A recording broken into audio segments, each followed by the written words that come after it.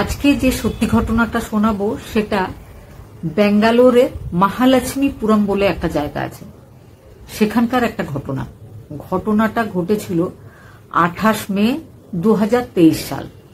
আর ঘটনাটা যেখানে ঘটেছিল সেই জায়গাটা ছিল সেখানকার লোকাল পুলিশ স্টেশন থেকে মাত্র 100 মিটার দূরে একটা বাংলো।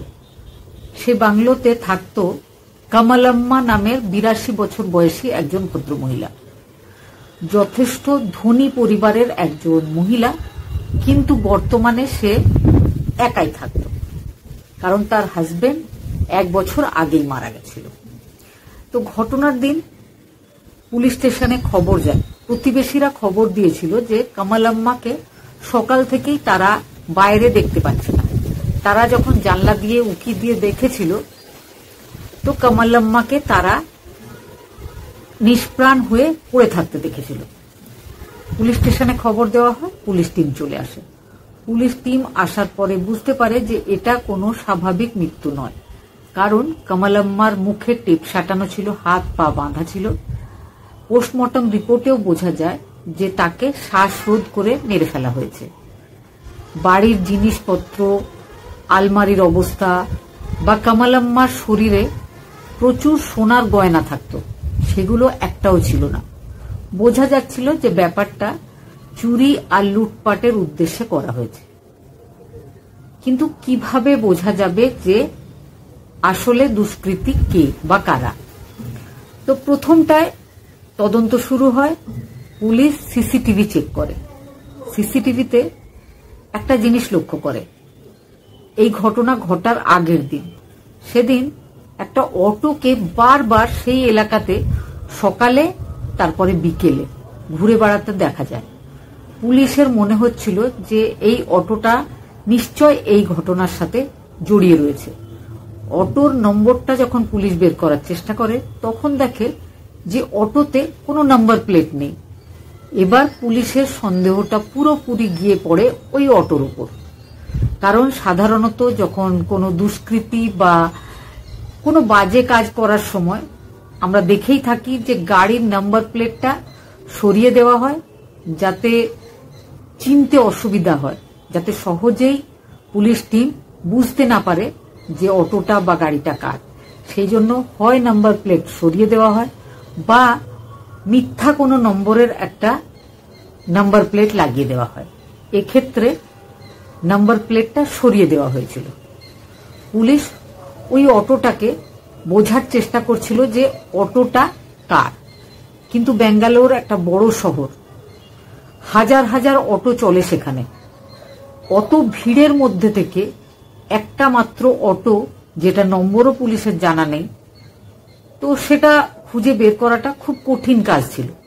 কিন্তু পুলিশ তো পুলিশই হয়। তো পুলিশ সিসিটিভি দেখে বারবার বোঝার চেষ্টা করছিল যে এমন কিছু একটা যেটা দেখে এই অটোটাকে অন্যান্য অটোর থেকে আলাদা করে চেনা যায়।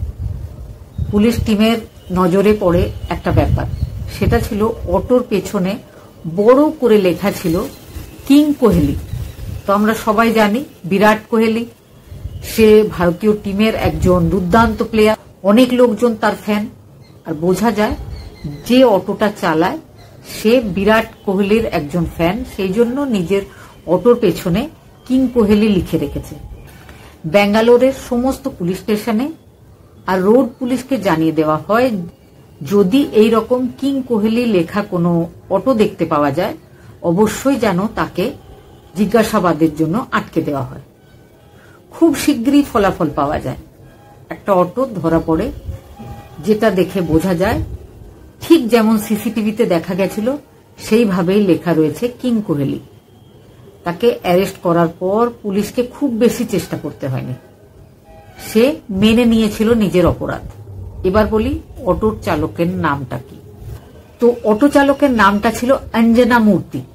অঞ্জনা মূর্তি কিন্তু বলে যে এই ঘটনা যখন ঘটেছিল সে অবশ্যই ছিল, সে তার গাড়িটা নিয়ে যারা এই ঘটনা ঘটিয়েছিল তাদেরকে সে জায়গায় নিয়ে গেছিল, সেখান থেকে বাইরে বের করে নিয়ে গেছিল, বা সে অটোতে করে বারবার এসে ওই জায়গাটা বা কমলাম্মার বাড়ির চারপাশটা রেকি করেছিল যে যে কোন সময় সেখানে লোকজন বেশি থাকে, কোন সময় নিরাপদে ঘটনা ঘটিয়ে বাইরে চলে যাওয়া যাবে, এইসব ব্যাপারগুলো সে দেখেছিল। কিন্তু এই ঘটনার মাস্টার মাইন্ড ছিল অন্য কেউ। আর মাস্টার মাইন্ড ছিল একজন প্লাম্বার, যে জলের পাইপলাইনের কাজ করতে গেছিল কমলাম্মার বাড়িতে মাসখানেক আগে। তার নাম ছিল অশোক। তো অশোক ছিল ব্যাপারটার মাস্টার মাইন্ড।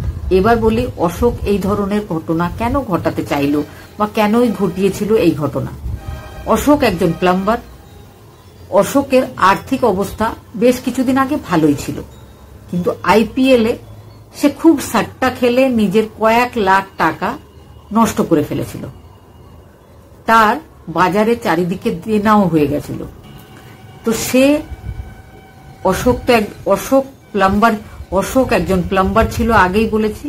তো পাইপলাইনের কাজ করতে সে একদিন কমলাম্মার বাড়িতে এসেছিল। বাড়িতে এসে সে বুঝতে পারে যে কমলাম্মা একাই থাকে। বয়স 82 বছর, যথেষ্ট বৃদ্ধা একজন মহিলা। সারাদিন একা থাকে, হাজবেন্ডও নেই, মারা গেছে। তো মহিলার উপর যদি অ্যাটাক করা হয় তাহলে মহিলাকে খুব সহজেই কাবু করে ফেলা যাবে। আর মহিলার কোনো আত্মীয় স্বজনও বিশেষ নেই। পাইপলাইনের কাজ করতে গিয়ে মহিলার সাথে কথা বলে জানতে পেরেছিল। মহিলার গায়ে প্রচুর সোনা গয়না ছিল। আর বাড়ির অবস্থা, জিনিসপত্র ইত্যাদি দেখে বোঝা যাচ্ছিল যে মহিলার কাছে অনেক টাকা পয়সা, সোনা গয়না ইত্যাদি থাকবে। তো প্লাম্বার অশোকের মনে হয় যে সেই মহিলার কাছ থেকে যদি সমস্ত জিনিসপত্র লুট করে নেওয়া হয় তো কেউ তাকে ধরতে পারবে না। আর তার যে অভাব অনটন, তার যে চারিদিকে ধার দেনা, এগুলোও ঠিক হয়ে যাবে। এই কথা ভেবে সে একদিন বারে গেছিল। বারে সে নেশা করতে করতে তার এক বন্ধু, নাম ছিল সিদ্ধা রাজু, সিদ্ধা রাজুকে নিজের প্ল্যানিংটা বলেছিল। সিদ্ধা রাজু সঙ্গে সঙ্গে অশোককে বলেছিল যে চলো তাহলে আমরা দুজন মিলে এই ঘটনাটা ঘটাই, যা টাকা পয়সা পাবো দুজনে মিলে ভাগ করে নেব। অশোক বলেছিল না, একটা গাড়ির দরকার, যাতে আমরা ঘটনা ঘটাতে যাব, আবার ঘটনা ঘটাবার পরে জিনিসপত্র, টাকা পয়সা ইত্যাদি নিয়ে সেই গাড়িটাতেই ফিরে আসব। গাড়ির অনেক ভাড়া। সিদ্ধা রাজুর একজন পরিচিত অটো ড্রাইভার, যে প্রথমেই ধরা পড়েছিল, অঞ্জনা মূর্তি, তার সাথে কন্ট্যাক্ট করা হয়। তিনজনে মিলে প্ল্যানিং করে কমলাম্মার বাড়িতে যাওয়া হবে, কমলাম্মার সমস্ত জিনিসপত্র নিয়ে নেওয়া হবে। তিনি যদি পুলিশ স্টেশনে যান তাহলে তার আগেই তাকে মেরেও ফেলতে হবে। সব ঠিক হয়ে যায়। আর গাড়িটা ছিল অঞ্জনা মূর্তির। অঞ্জনা মূর্তি বলে নো প্রবলেম, আমার গাড়ির যে নাম্বার প্লেট আছে সেটা আমি সরিয়ে দেব, তাহলেই আমাদেরকে আর কেউ চিনতে পারবে না। এরকম হাজার হাজার অটো আছে, তো আমরা অটোয় করে যাব, ঘটনা ঘটিয়ে অটোয় করে ফিরে চলে আসব। সে সকালবেলায়ও ওই জায়গাটাতে যায়, সমস্ত এলাকাটা পরিদর্শন করে, কোথায় কিভাবে যেতে হবে সেগুলো ঠিক করে। সন্ধেবেলায় আবারও যায় তিনজনে মিলে ওই ভদ্রমহিলার বাড়িতে। কথাবার্তাটা যেভাবে অশোক শুরু করে সেটা ছিল যে কমলাম্মার বাড়ির সামনে বেশ খানিকটা জায়গা ছিল। তো কমলাম্মাকে গিয়ে বলে যে আমার এক বন্ধুর অটো আছে, যেটা আপনার বাড়ির সামনে রাখা হবে রাত্রেবেলায়, তার জন্য আপনি যদি চান আপনাকে ভাড়াও দেওয়া হবে। তো এই কথাগুলো যখন তারা বলতে গেছিল, তারা কমলাম্মার বাড়িতে ভেতরে গিয়ে বসেছিল, কারণ এই ব্যাপারটাতে কমলাম্মা বেশ ইন্টারেস্ট দেখিয়েছিলেন। তিনি বলেছিলেন যে হ্যাঁ, অবশ্যই তার বাড়ির সামনে অটো রাখতে তিনি দেবেন। এই কথা বলতে গিয়ে ভেতরে কমলাম্মা যখন তাদেরকে বসায়, তাদের তো অন্য উদ্দেশ্য ছিল। তারা কমলাম্মাকে মুখে টেপ সাটিয়ে দেয় যাতে চিৎকার না করতে পারে, হাত পা বেঁধে দিয়ে ঘটনাটা ঘটায়। সমস্ত বহুমূল্য জিনিস, টাকা পয়সা ইত্যাদি নিয়ে সেই অটোতেই আবার বেরিয়ে গেছিল। পুলিশ টিম খুব কম সময়ের মধ্যে কমলাম্মার যারা হত্যাকারী তাদেরকে অ্যারেস্ট করেছিল। এখনো তারা পুলিশ হেফাজতে রয়েছে, তাদের কেস চলছে।